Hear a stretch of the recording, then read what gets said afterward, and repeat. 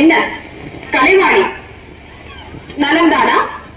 அந்த நலம் என்ற சொல்லே என்னாவிலிருந்து வந்ததுதானே? குறைவேதும் இல்லை, பூர்ண நலம். சொல்லிலே நயம் இருக்கிறது.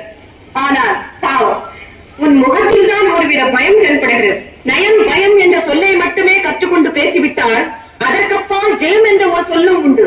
அதற்கு அதிபதி நான். அதை நீ மறந்து விடாதே. சொல்லிலே சுவை காட்டினால் போதுமா? அதற்கு பொருள் வேண்டாமா? உன் வார்த்தைப்படியே எடுத்துக்கொண்டாலும் சொல்லுக்கு பின்னாலே பொருள். அப்படியானால் எனக்கு பின்னாலே நீ. ஒரு காலமில்லை, உன் அனுகிரகம் பெற்ற புலவன் என் அருள் பெற்ற அரசியல் சிறையில் அடைபட்டு கிடக்கிறான். அதை நீ மறந்து விடாது.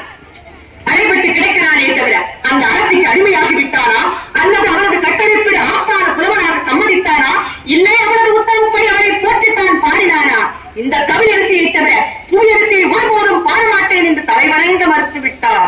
இன்று மறுக்கலாம், தலையிலிருந்து பேசலாம், பணியாமலும் இருக்கலாம், பத்து பாட மாட்டேன் என்று பிடிவாதமும் செய்யலாம். ஆனால் முடிவே அந்த புலவனை தலைவணங்க வைக்கிறேனா இல்லையாப்பா? அதற்கு முன் முன்னரை பெற்ற அரசியை புலவனின் காவலில் நான் விட வைக்கிறேனா இல்லையாப்பா? ஒரு காலம் நடக்காது. ஏன் நடக்காது? நீ பணிய போகிறார். அதற்கு முன் முன்னே பணிய வைக்கிறேன். போதும். உங்கள் இருவர் வாக்குவாதத்திலும் அர்த்தமே இல்லை. முடிவில் வெற்றி பெறப் போவது நான் தான். வெகு விரைவில் புலவனும் அரசியும் என் அருள் பெற்ற தளபதியிடம் அடிமைகளாகத்தான் போகிறார்கள். இதை நீங்கள் வேடிக்கை பார்க்கத்தான் போகிறீர்கள். என்னால் ஆக்கப்பட்ட அரசியிடம் கைகட்டி சேவகம் பார்ப்பவன் தானே உன்னருள் பெற்ற தளபதி. உங்கள் இருவரின் அருள் பெற்றவர்களுக்கு அப்பாற்பட்டு எவருக்குமே அடங்காதவன் தான் என் அனுகிரகம் பெற்ற புலவன். ஆட்சி செலுத்தினாலும் அடங்காமல் நின்றாலும் முடிவில் சர்வாதிகாரத்திற்குள் சகலமும் கட்டுப்பட்டு அடங்கி ஒடுங்கிவிடும். வரம் படைத்தவனுக்கு அறிவே குறை. ஆனால் கல்வி கற்றவரிடமோ பொருள் குறை. அதைவிட பொருள் படைத்தவரிடமோ தைரியம் மிக மிக குறை. விவாதமே தேவையில்லை. கல்விதான் உயர்ந்தது, இல்லவே இல்லை. செல்வம் தான் சிறந்தது, ஒரு காலம் இல்லை. சகல உலகிலும் கால சிறந்தது வீரம்தான். இல்லை, கல்விதான், செல்வம் தான், வீரம்தான். நாராயணன் பெரியரே வணக்கம். கலைமகள், அலைமகள், மலைமகள் மூவரும் ஒன்றாக சேர்ந்து ஒற்றுமையாக நிற்கும் காட்சியை காண நான் என்ன புண்ணியம் செய்திருக்க வேண்டும்? நான் வரும்போது கூட 3 வேதியருக்குள்ளும் ஒற்றுமை இல்லை, ஏதோ மனவேதம் இருக்கிறது என்று என் காதில் படும்படியாக யாரோ பேசிக் கொண்டார்கள். ஆனால் அது அத்தனையும் தவறு.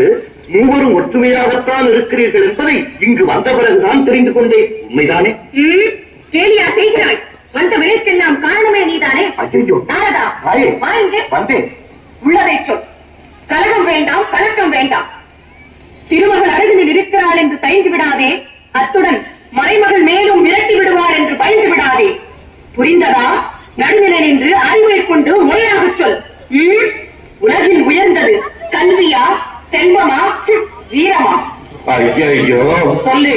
வித்தைக்கு அதிபதி, விவேகம் அறிந்தவர், சொல்லின் செல்வி, கல்வி கரசி, சகலமும் அறிந்த தங்களுக்கு நானா சொல்வது? பாதகமில்லை. சகலரும் அறிந்திட ஒரே ஒரு முறை சொல். உலகில் உயர்ந்தது என்ன? கல்வி, செல்வம், வீரம். அப்படி சொல். நாரதா, நீ நல்லவர். லட்சுமி, புரிந்ததா?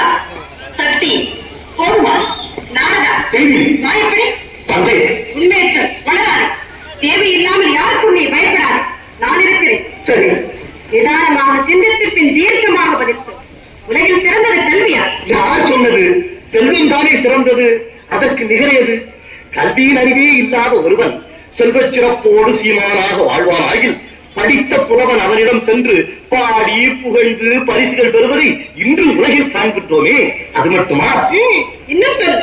விரகர் இருவர் புகழ்ந்திட வேண்டும், விரல்கள் நிறைய மோதிர வேண்டும், அறையது தன்னில் பஞ்சேரும் பட்டேரும் இருந்தால் அவரின் கவிதை நன்றாய் வேம்பாய் இருந்தாலும் நன்று. போதுமா? அடே அப்பா, போதுமே. இதற்கு மேலும் சொல்ல வேண்டுமா? நாரதா, நீ வல்லவன். செல்வ சிறப்பை இருவரும் கேட்டு புரிந்து கொண்டீர்களா? நாரதா, எங்க போட்டார்? எங்குமில்லை. வாய்ப்படி உத்தரவு. வந்தாயா? வந்தேன். பயந்தவன் போல் நடிக்காது. இல்லை.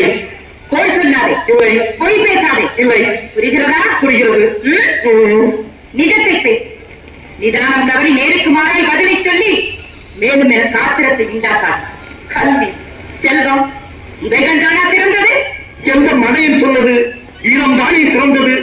படிப்புள்ளவனும் பணம் உள்ளவனும் பலம் படைக்கும் எதிரே வந்தால் பதுங்கி பதுங்கி வளைந்து வணங்கி வழிவிடுவார்கள். அவனுக்கு ஆக்கத்திற்கு பல நாள் வேலை, அழிப்பவனுக்கு ஒரு நாள் வேலை. அடியாத மாடு படியாது, அடியும் உதையும் உதவுகிறார் போல் அண்ணன் தம்பி உதவ மாட்டார்கள் என்ற பழமொழி இன்றும் வழக்கில் உண்டு. சுருக்கமாக சொன்னால், தடியாலே அடிப்போர்க்கு படியாலே கோடி சம்பம் சேவித்திடுவார். சரிதானே? ஆஹா, மிக்க மகிழ்ச்சி. நாரதா, தேவி, நீதான் உத்தமன். வீரத்திற்கு அழகாக விளக்கம் சொன்ன கேட்டுக் கொண்டீர்களா இருவரும்? இனி ஒரு முறை கல்வியும் செல்வமும் தான் சிறந்தது என்று கண்டபடி உள்ளாதீர்கள். முடிவில் வீரமே வென்றது. நாரதா, அவரவர் கேட்டபடி வேடம் போட்டு நாடகமாறி வழக்கப்படி உன் கழகத்தையா துவக்குகிறாய்? இல்லை தாயே. நேரத்தில் வா. ஐயோ, என்னை விட்டு விடுங்கள். நான் எங்காவது ஓடிவிடுகிறேன். என் வினாவிற்கு தக்க விடை கூறிவிட்ட பிறகு நீ எங்கு வேண்டுமானாலும் ஓடிவிடு. வாய்ப்படி. என்ன தாயே? வீணாக எல்லோருக்கும் பொல்லாதவனாகிறேன். நீ என்றுதான் நல்லவன் என்ற பெயர் எடுத்தாய். உள்ளதை சொல், நல்லதை செய். பொல்லாதவன் என்ற பெயர் வராத உனக்கு. எல்லோரையும் புகழ்ந்து கொண்டே இருக்க வேண்டும். அப்போதுதான் சரி. உங்கள் மீது ஆணையாக இனி உண்மையைத்தான் பேசப் போகிறேன். உன் நெஞ்சை தொட்டு சொல். கல்வியை விட வீரமும் செல்வமுமா சிறந்தது? அவர்கள் மூளையில் ஏதோ கோளாறு, அதனால் தான் உளறுகிறார்கள். செல்வம் நிறையற்றது. வேகம் குறைந்தால் வீரமும் குறைந்துவிடும். தாங்கள் அதை பொருட்படுத்த வேண்டாம். தீயால் வேகாது, நீரால் நனையாது, காற்றால் கரையாது, காலத்தால் அழியாதது கல்வி. போதுமா? போதுமே. அத்தனையும் பொன்மொழி. போய் வா. நாரதா, எங்கே ஓடுகிறார்? ஓடினாலும் விடவா போகிறீர்கள்? வாய்ப்படி. என்ன? உனக்கு என்ன புத்தி மாறாட்டமா? உங்கள் மூவரையும் சந்திப்பதற்கு முன்பு வரை இல்லை. செல்வம் தான் சிறந்தது என்று சற்று முன் என்னிடம் கூறிவிட்டு இப்போது கல்வியை உயர்த்துகிறாயா? ஏதோ அவர்கள் ஆத்ம திருப்திக்காக அப்படி சொன்னேன். உலகிலேயே சிறந்தது செல்வம் தானே. எப்படி சிறந்தது என்று அவர்கள் இருவருக்கும் புரியும்படி சொல். பெண்ணை கொடுக்கும் இடத்திலே செல்வம் செழிப்புற்றிருக்க வேண்டும் என்று தானே பார்க்கடலில் தோண்டிய தங்களை பட்டு பீதாம்பரம் உடுத்திய நாராயணனுக்கு மனைவனாக்கிவிட்டு புலித்தூளாடை போர்த்திய சிவனுக்கு விஷத்தை கொடுத்தார்கள். இது இங்கே புரியவில்லையா? செல்வம் தான் சிறந்தது என்று. மிக்க மகிழ்ச்சி. சென்று வா. ஒரு அடி கூட நகரக்கூடாது. மறுமொழி கூறாமல் என் அருகில் வந்து நில்.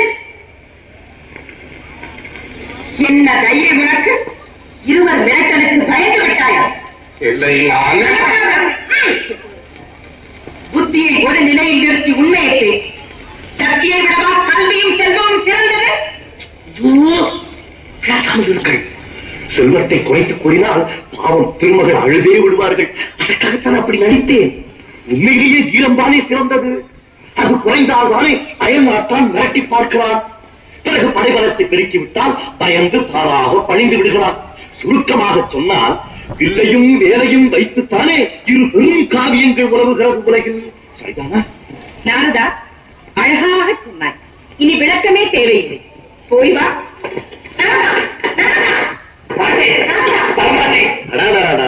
உங்களுக்கு ஒரு பிரச்சனையே கிடையாதா? உலகையே காக்க வேண்டிய 3 தேவியரும் நான் சிறந்தவள் நான் சிறந்தவள் என்று சச்சரவிட்டுக் கொண்டே இருக்கிறீர்களே, இது நன்றாக இருக்கின்றதா? அங்கு சொல்லுங்கள். ஒன்றும் சொல்ல தேவையில்லை. என்னில் சரிபாதி நீ என்று சொல்வீர்களே, எனக்கு ஏற்படும் அபகீர்த்தியில் உங்களுக்கும் பங்கில்லையா? வீரம்தான் உலகில் சிறந்தது என்று நிரூபித்து காட்டாமல் விடமாட்டேன். வருகிறேன். வித்தைக்கு அதிபதியான நீயாவது வேற்றுமையை மறந்து சமரசமாக போகக்கூடாதா? நான் மட்டும் எதற்காக பணிந்து போக வேண்டும்? கல்விதான் எவ்வுலகிலும் சிறந்தது என்று செயலில் காட்டாமல் உங்களிடம் மறுமொழி பேசப் போவதில்லை. வருகிறேன். லட்சுமி, ஏன் மௌனம்? நீயும் எதையாவது பேசு. அவர்களுக்கு நான் பேசப் போவதில்லை.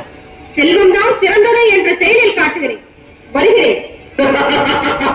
நாராயண, எல்லாம் இவனால் வந்த வினை. இவனை மிரட்டி முதலில் அடக்க வேண்டும். அவரவர் மனைவியை அடக்க தைரியம் இல்லை, என்னை அடக்குகிறார்களா? அனைத்துக்கும் காரணமே இந்த ஈசன் தான். எப்படி? இவர் தன்னின் சரிபாதி என்று பெண்ணிற்கு சம உரிமை கொடுத்ததால் வந்த வினையும். சரி சரி, ஆத்திரப்பட்ட அவர்களைப் போல் நாம் சச்சரவிட்டுக் கொள்ள வேண்டாம்.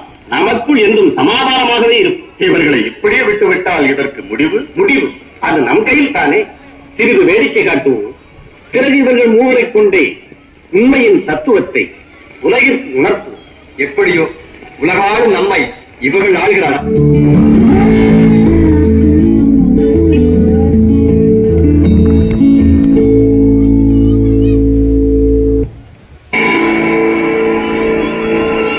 இன்று முதல் உங்களுக்குள் உள்ள வேற்றுமையை விட்டுவிடுங்கள்.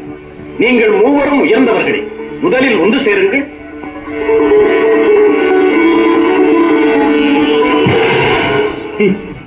உங்கள் மூவருக்குள் ஏற்பட்ட போட்டியால் வந்த வினையை பார்த்தீர்களா?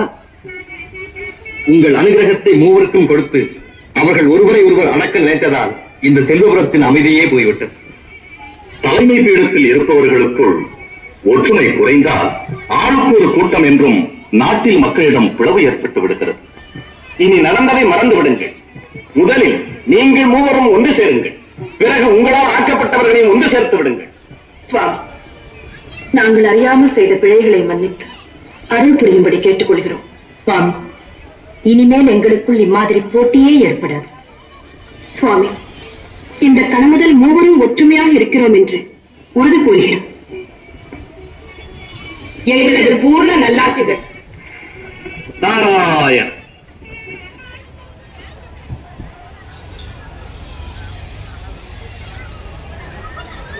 நாராயண். என்ன தேவியரே, உங்களுக்குள் இருந்த சச்சரவுகள் எல்லாம் தீர்ந்து விட்டதா? நாரதா, இனி எங்களுக்குள் எந்தவித மனபேதமும் இல்லை. அனைவரும் ஒன்று சேர்ந்து விட்டோம். நாரதா, மீண்டும் எங்கள் மூவருக்குள் ஏதாவது கலகம் செய்யலாம் என்று மனக்கோட்டை கேட்டார். எங்களை ஒன்று சேர்த்த பெருமை உன்னையே தான். அதற்காக உனக்கு நன்றி. தேவி, ஒவ்வொரு நாட்டிற்கும் கல்வி வேண்டும். கல்வி மட்டும் இருந்தால் போதாது, வறுமையின்றி வாழ செல்வமும் வேண்டும். இவை இரண்டு மட்டும் செழிப்புற்று வீரம் குறைந்திருந்தால் அந்த நாடு மாற்றான் கைக்கு போய்விடும்.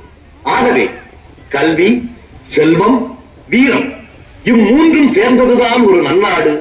அதுவே பொன்னாடு.